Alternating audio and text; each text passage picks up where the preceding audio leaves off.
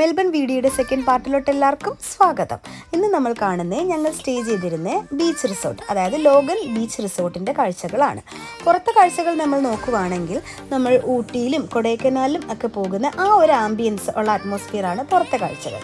പിന്നെ കൂടാതെ ഒരു 5 to 6 ഫാമിലീസ് വന്നാലും ഒരു ബുദ്ധിമുട്ടും കൂടാതെ കാർസ് പാർക്ക് ചെയ്യാനുള്ള സൗകര്യം, അതായത് വിശാലമായ കാർ പാർക്കിംഗ് സൗകര്യം ഇവിടെയുണ്ട്. അത് നമുക്കിതിൽ കാണാൻ പറ്റും.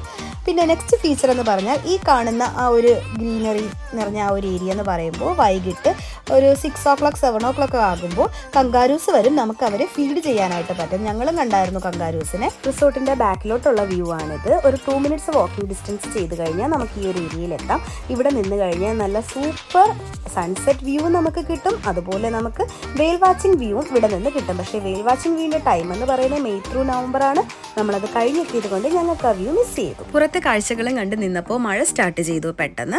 അതുകൊണ്ട് ഞങ്ങൾ നേരെ അകത്തോട്ട് കയറിയിട്ടുള്ള വ്യൂസ് നമുക്ക് കാണാം. ആദ്യം തന്നെ ലെഫ്റ്റ് സൈഡിൽ കാണുന്നത് ഒരു ബിഗ് കിച്ചൺ ആണ്. ഒരു ബ്രേക്ക്ഫാസ്റ്റ് കോർണറോടുകൂടി കിച്ചൺ, അത് കഴിഞ്ഞ് ഒരു കുഞ്ഞ് ഡൈനിങ് ടേബിൾ അവിടെയുണ്ട്. പിന്നെ ചെറിയൊരു ഇടനാഴിക്കകത്തൊരു ഓഫീസ് റൂം ഉണ്ട്. അത് കഴിഞ്ഞ് ചെല്ലുന്നത് അത്യാവശ്യം ബിഗ് ആയിട്ടുള്ള ഒരു ലിവിംഗ് റൂമിലോട്ടാണ്. ചെന്നപാടെ അലക്സാണ്ടറും ലക്കിമോനും കളി തുടങ്ങി. ഇതൊരു വലിയൊരു ഡൈനിങ് ടേബിൾ, ഒരു 10 to 12 പേഴ്സൺസിന് ഇരിക്കാൻ പറ്റുന്ന ഒരു ഡൈനിങ് ടേബിൾ ഇവിടെ സെറ്റ് ചെയ്തിട്ടുണ്ട്. ഇതൊരു ബാർബക്യൂ ഏരിയ ആണ്. ഞങ്ങൾ എന്തായാലും അവിടുത്തെ ബാർബക്യൂ ഒക്കെ എൻജോയ് ചെയ്തു. അത് കഴിഞ്ഞത് പുറത്ത് ജസ്റ്റ് ഒരു ടേബിൾ ചെയർസ് സെറ്റ് ചെയ്തിട്ടുള്ളതാണ്. ഇത് നമ്മുടെ laundry area, washing machine, dryers എല്ലാം അവർ പ്രൊവൈഡ് ചെയ്തിട്ടുണ്ടായിരുന്നു. പിന്നെ നമ്മൾ കയറുമ്പം തന്നെ ഒരു റൈറ്റ് സൈഡിൽ ഒരു കബോർഡിൽ നമുക്ക് ആവശ്യമായിട്ടുള്ള towels, sugar, salt, coffee powder എല്ലാ കാര്യങ്ങളും ഇതിനകത്ത് അവർ തന്നിട്ടുണ്ടായിരുന്നു. ഇത് toilet cum hand washing area ആണ്. ഇതൊരു കോമൺ ഏരിയ ആണ്. ഇനി നമുക്ക് ബെഡ്റൂംസിലോട്ട് പോകാം. ഒരു ടോട്ടൽ 5 ബെഡ്റൂംസ് ആ റിസോർട്ടിലുണ്ടായിരുന്നു. ബെഡ്റൂംസ് എല്ലാം ആസ് യൂഷ്വൽ എല്ലാ റിസോർട്ടിലെയും പോലെ നല്ല ക്ലീൻ ആൻഡ് ടൈഡി ആയിരുന്നു. ഈ കാണുന്ന ഏരിയയ്ക്ക് ഒരു പ്രത്യേകതയുണ്ട്. ഈ റൂമിനകത്ത് സ്റ്റീം ബാത്ത് വേണമെന്നുള്ളവർക്ക് സ്റ്റീം ബാത്ത് ചെയ്യാനായിട്ടുള്ള സൗകര്യം ഇവിടെയുണ്ട്. ഇതെന്തായാലും ഒരു പുതിയ എക്സ്പീരിയൻസ് ആയിരുന്നു സ്റ്റീം ബാത്ത്. ഇത് അടുത്ത ബെഡ്റൂമാണ്. 2 ബെഡ്റൂംസ് ബാത്ത് അറ്റാച്ച്ഡ് ആണ്. അതിൽ ബാത്റൂം എന്ന് പറയുമ്പോൾ ഒരു ബെഡ്റൂമിൻ്റെ ബാത്റൂം ടബ് അറ്റാച്ച്ഡും അടുത്ത ബെഡ്റൂം ഷവർ അറ്റാച്ച്ഡും ആണ്. പിള്ളേർ എന്തായാലും ഈ ടബിൽ കിടന്ന് കുളിക്കുന്നതിനേക്കാൾ കൂടുതൽ കളിക്കുകയായിരുന്നു ഈ ബാത്ത് ടബിൽ കിടന്നിട്ട്. അവരെന്തായാലും നന്നായിട്ട് എൻജോയ് ചെയ്തു. ഫുഡിങ്ങിൻ്റെ ടൈം ആയപ്പോൾ ഞങ്ങൾ എന്തായാലും എല്ലാവരും കിച്ചണിലോട്ട് കയറി. നിഷാന്ത് എന്തോ സോങ് പ്ലേ ചെയ്യാനായിട്ട് അവിടെ നിൽക്കുവാണ്. നിഷ്മിത ചിക്കനുമായിട്ട് മൽപ്പിടുത്തം പിടിക്കുവാണ്. ഞാൻ ആ സൈഡിൽ വേറെ എന്തോ ചെയ്തുകൊണ്ടിരിക്കുവാണ്. കുക്കിങ്ങോ ക്ലീനിങ്ങോ എന്തോ ചെയ്തുകൊണ്ട് നിൽക്കുവാണ് ഞാൻ. ബാക്കിയുള്ളവർ എനിക്ക് തോന്നുന്നു 2 പേര് പിള്ളേരുടെ പുറകിലാണ്. പിന്നെ ഒണിയൻ, ടൊമാറ്റോ എന്നിവ കട്ട് ചെയ്തുകൊണ്ടിരിക്കുന്നു. ചിക്കൻ്റെ കഴുകി വൃത്തിയാക്കി ഞങ്ങൾ വെച്ചിട്ടുണ്ട്. ചിക്കൻ കറിയാണ് ഞങ്ങളന്ന് വെച്ചത്. ചിക്കൻ കറിയും റൈസും ആയിരുന്നു. ഒണിയനും കട്ട് ചെയ്ത് റെഡി ആയിട്ടുണ്ട്.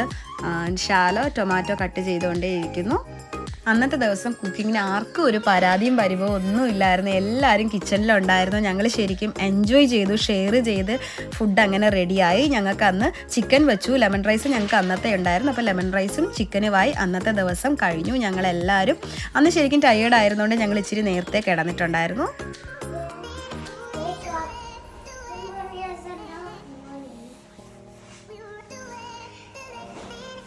അപ്പോൾ നമ്മുടെ സെക്കൻഡ് ഡേ ഇവിടെ സ്റ്റാർട്ട് ചെയ്യുവാണ്. ഒരാൾ രാവിലെ ഉറക്കം ലക്കിമോനെ വിളിക്കാൻ വന്നിക്കുവാണ്.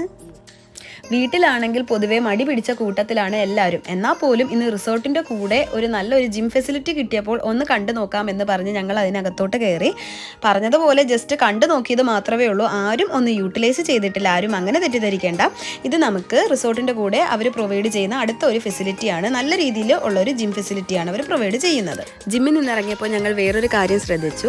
സ്പോർട്സ് ഇഷ്ടപ്പെടുന്നവർക്ക് സ്പോർട്സ് മെറ്റീരിയൽസ് ഇവർ പ്രൊവൈഡ് ചെയ്യുന്നുണ്ട്. അതായത് ഷട്ടിൽ ബാറ്റ്, ടെന്നീസ്, ക്രിക്കറ്റ്. അപ്പോൾ ഇത്രയും പേരുള്ളതല്ലേ, ഒന്ന് ക്രിക്കറ്റ് കളിച്ചേക്കാമെന്ന് പറഞ്ഞു. സെക്കൻഡ് ഡേ ഞങ്ങൾ ഡേ ടൈം ഫുൾ കറങ്ങാൻ പോയിട്ട് ഈവനിങ് ഞങ്ങളൊരു ക്രിക്കറ്റ് ഫൺ ടൈം ആയിട്ട് മാറ്റി.